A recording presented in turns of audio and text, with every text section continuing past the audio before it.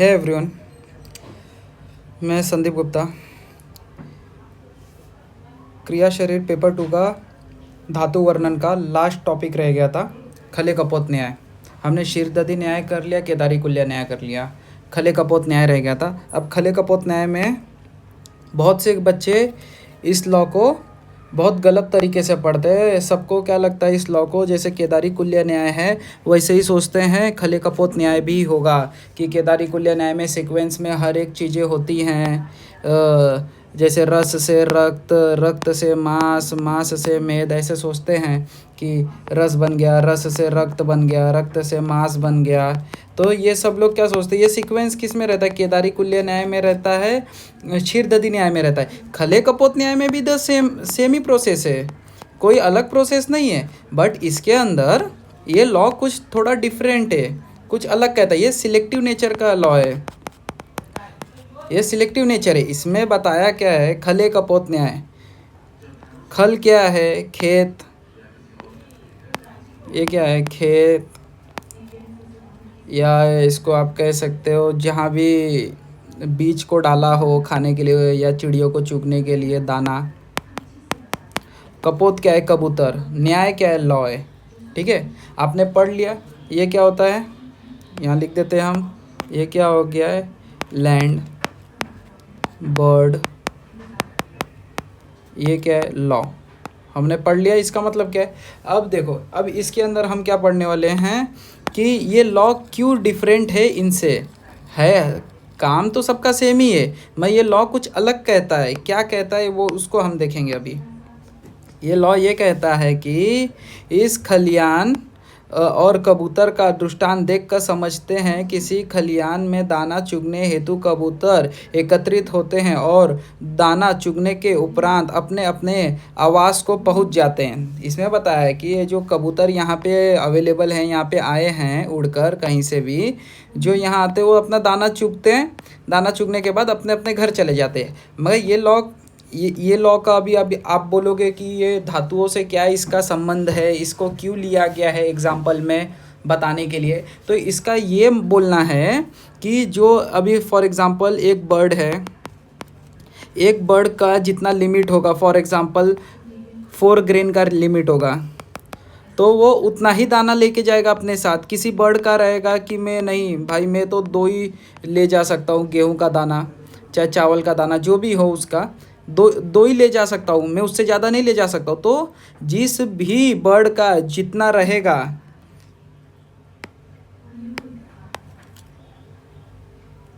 जिस भी बर्ड का जितना लिमिट रहेगा उतना ही ना लेके जाएगा, उससे ज़्यादा तो लेके नहीं जाएगा। तो इसीलिए इसको बोला गया है खले कपोत न्याय। जो जिस भी बर्ड का जितना सिलेक्टिव नेचर रहेगा उतना ही, जिस धातु को, जैसे रस को जितना चाहिए रहेगा पोषण, उसको उतना पोषण मिलेगा। रक्त को ज़्यादा पोषण चाहिए रहेगा तो उसको ज़्यादा पोषण मिलेगा। बट सीक्वेंस वही रहेगा, रस से रक्त, रक्त से मांस, मांस से मेद, मेद से अस्थि, अस्थि से मज्जा, सो ऑन। यही सीक्वेंस रहेगा। मगर इसका बोलने का मतलब ये है कि जिसको जितने की ज़रूरत है, जैसे रक्त को ज़्यादा पोषण की ज़रूरत है तो रस के बाद रक्त को ज़्यादा पोषण मिलेगा।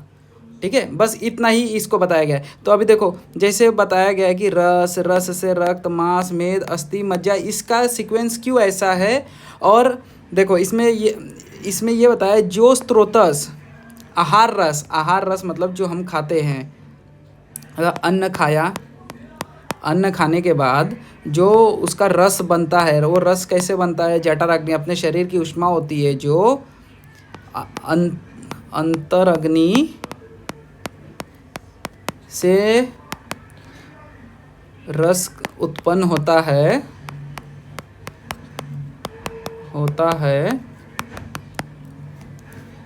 उससे आहार रस कहते हैं।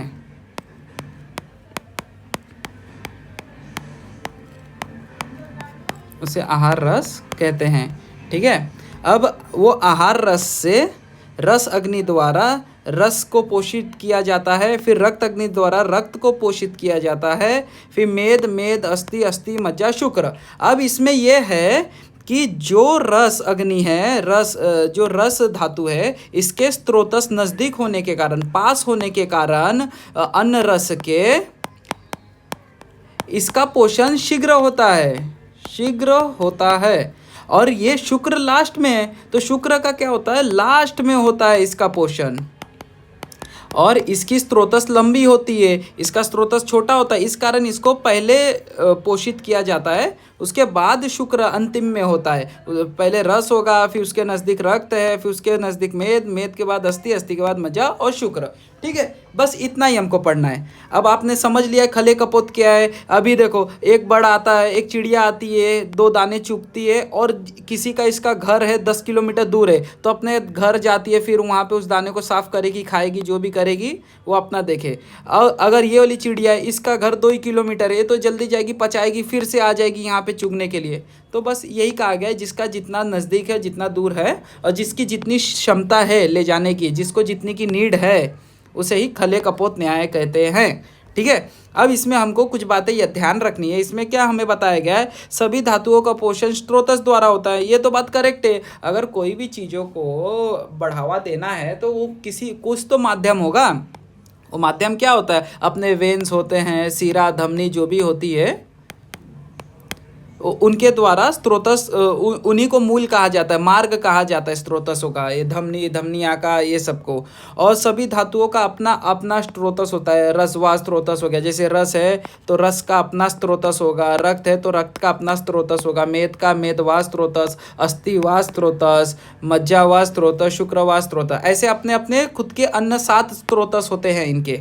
ठीक है, धातुओं के अपने 7 धातु होती हैं, तो 7 स्त्रोतस होते हैं इनके। अब देखो, आहार रस से सभी धातुओं का पोषण होता है। कैसे, देखो अभी हमने तुमको बताया था सभी को कि अन्न रस कैसे होता है, उस पे क्या होता है, अंतर अग्नि के द्वारा कर्म किया जाता है, तो रस की उत्पत्ति होती है।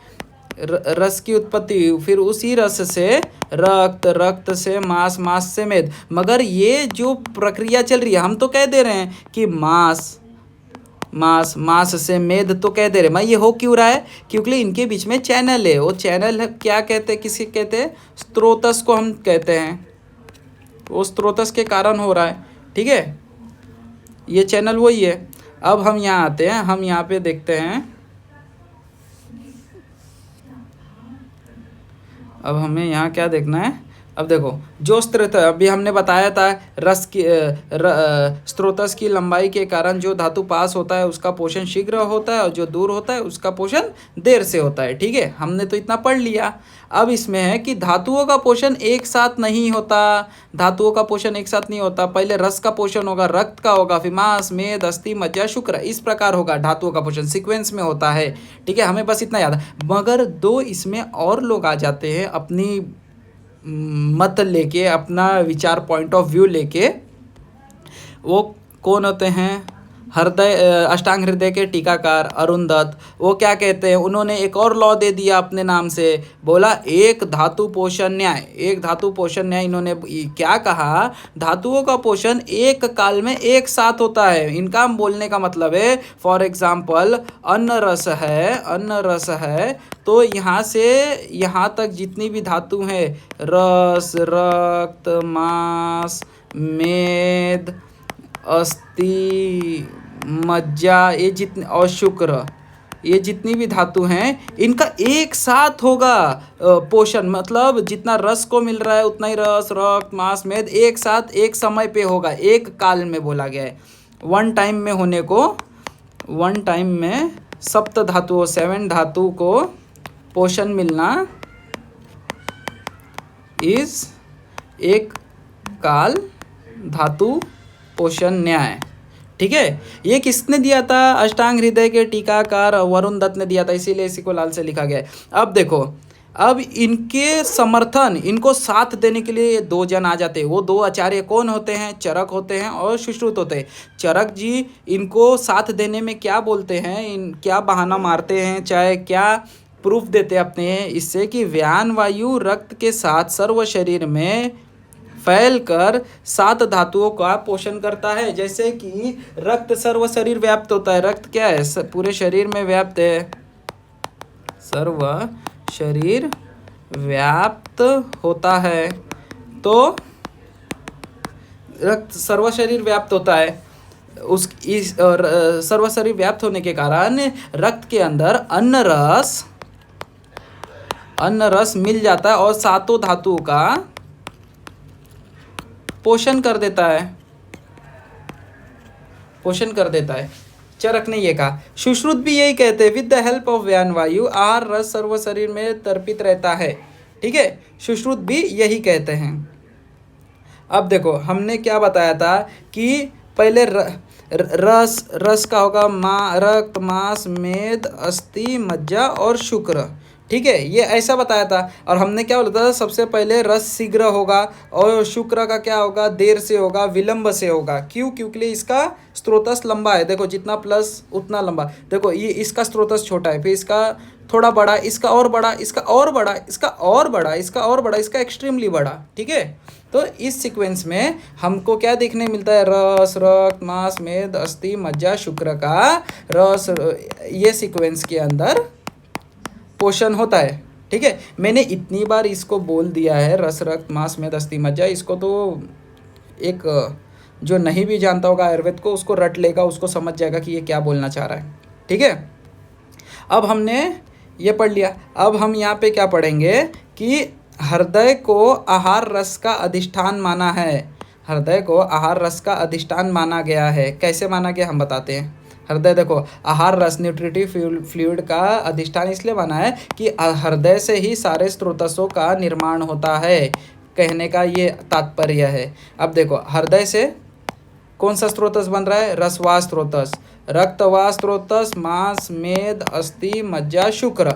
अब इनके ऊपर हर एक स्रोतस के ऊपर उनकी खुद की अग्नि कर्म करती है। जैसे रसवास स्रोतस पे रस अग्नि अपना काम करेगी, रक्तवास स्रोतस पे रक्त अग्नि काम करेगी, मांसवास स्रोतस पे मांस अग्नि, मेद पे मेद अग्नि, अस्थि पे अस्थि अग्नि, मज्जा पे मज्जा अग्नि, शुक्र पर शुक्र अग्नि, ऐसे अपना अपना काम करेगी। तो इसलिए हृदय को स्रोतसों का मूल माना गया और यहीं से सातों स्रोतसों का निर्माण होता है। ठीक है, और धमनी और धमनिका को स्रोतसों का मार्ग माना गया। मार्ग इन सेंस धमनी, जितनी भी धमनियाँ बड़ी बड़ी हैं, धमनियाँ, यही ना चैनल है जो अपने शरीर के अंदर फैला हुआ है। इसी के थ्रू अपना जितने भी रक्त का संचारण होता है। जो कोई भी किसी प्रकार का न्यूट्रिएंट शरीर में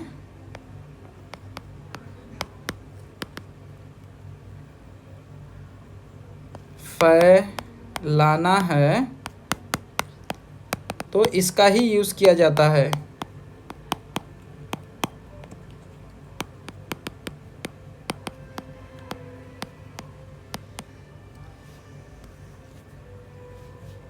बस हो गया। खले कपोत न्याय आपने पढ़ लिया। खले कपोत न्याय क्या है, चिड़िया आती है खेत में, अपने हिसाब से अपने क्षमता के अनुसार दाने चुपती है। जो चिड़िया जल्दी, जिसका घर नज़दीक होता है वो अपने घर जाती है जल्दी से दाने चुप कर, जो चिड़िया दूर होती है वो देर से जाती है। तो इसका कहने का मतलब है जो धातु अन्न रस से ज़्यादा नज़दीक है, जिसका स्रोतस छोटा है, वो जल्दी से उसको पोषण मिलेगा। जैसे रस का स्रोतस छोटा है तो उसको जल्दी से पोषण मिलेगा, और शुक्र का स्रोतस बड़ा है तो उसको लेट से पोषण मिलेगा। तो यही क्रम हमको याद रखना है बस, और हमको इतने ही सी बातें लिखनी है। देखो कितना छोटा सा नोट्स है खले कपोत ने। अगर 5 मार्क्स में आ जाता है एग्ज़ाम में तो आपको यही लिखना है। ठीक है, थैंक यू।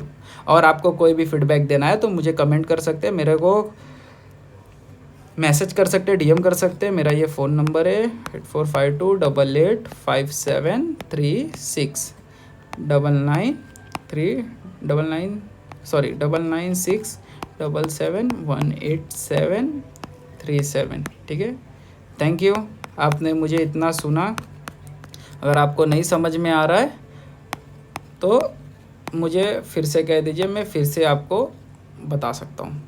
ठीक है, और ये सारे नोट्स फ्री ऑफ कॉस्ट है। आपको नोट्स चाहिए, नोट्स मुझे बता दो या मैसेज कर दो कि मुझे नोट्स चाहिए, मैं और अच्छे से नोट्स प्रिपेयर करके आपको भेज दूँगा। ठीक है, ये सब फ्री ऑफ कॉस्ट है। किसी भी यूट्यूबर को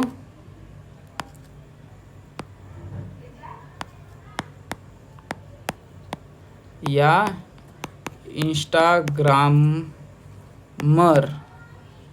को पैसे देने की ज़रूरत नहीं है। शिक्षा फ्री ऑफ कॉस्ट होनी चाहिए।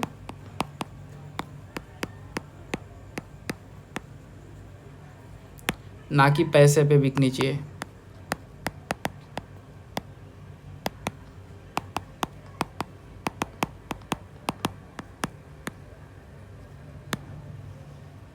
Thank you.